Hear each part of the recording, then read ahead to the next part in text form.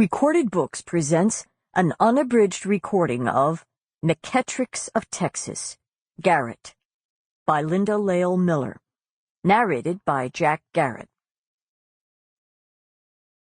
Chapter 1. Garrett McKettrick wanted a horse under him. A fleet cow pony, like the ones bred to work the herds on the Silver Spur Ranch. But for now, anyway, the Porsche would have to do. Because of the hour, it was a little after 3 a.m., Garrett had that particular stretch of Texas highway all to himself. The moon and stars cast silvery shadows through the open sunroof and shimmered on the rolled-up sleeves of his white dress shirt, while a country oldie with lots of twang pounded from the sound system. Everything in him, from the nuclei of his cells outward, vibrated to the beat. He'd left the tuxedo jacket, the cummerbund, the tie, the fancy cufflinks, back in Austin, right along with one or two of his most cherished illusions. The party was definitely over. For him, anyhow.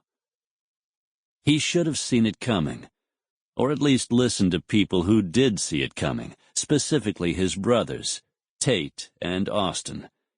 They'd done their best to warn him.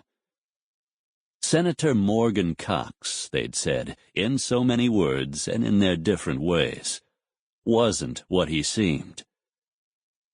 Against his will, Garrett's mind looped back a few hours. And even as he sped along that straight, dark ribbon of road, another part of him relived the shock in excruciating detail. Cox had always presented himself as a family man, in public and private. A corner of each of his hand-carved antique desks in both the Austin and Washington offices supported a small forest of framed photos. Himself and Nan on their wedding day. Himself and Nan and the first crop of kids. Himself and Nan and more kids, some of whom were adopted and had special needs. Altogether, there were 9 Cox offspring. The dogs, several generations of golden retrievers, all rescued, of course, were pictured as well. That night, with no warning at all, Garrett's longtime boss and mentor had arrived at an important fundraiser held in a glittering hotel ballroom, but not with Nan on his arm. Elegant, articulate, wholesome Nan, with her own pedigree as a former Texas governor's daughter. Oh, no. This powerful U.S. senator, a war hero, a man with what many people considered a straight shot at the White House, had instead escorted a classic bimbo, later identified as a 22-year-old pole dancer who went by the unlikely name of Mandy Shantae. Before God, his amazed supporters, the press, and, worst of all, Nan, the senator proceeded to announce that he and Mandy were soulmates, kindred spirits. They'd been lovers in a dozen other lifetimes, he rhapsodized.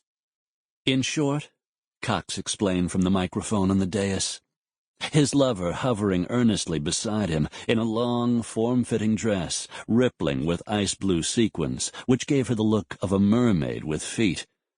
He hoped everyone would understand. He had to follow his heart. If only the senator's heart were the organ he was following, Garrett lamented silently. One of those freeze-frame silences followed, vast and uncomfortable, turning the whole assembly into a garden of stone statues, while several hundred people tried to process what they'd just heard Cox say. Who was this guy? They were probably asking themselves. And what had he done with the Morgan Cox they all knew? Where, Garrett himself wondered, was the man who had given that stirring eulogy at the double funeral after Jim and Sally McKettrick, his folks, were killed a decade before? The mass paralysis following Morgan's proclamation lasted only a few seconds. Sample complete. Ready to continue?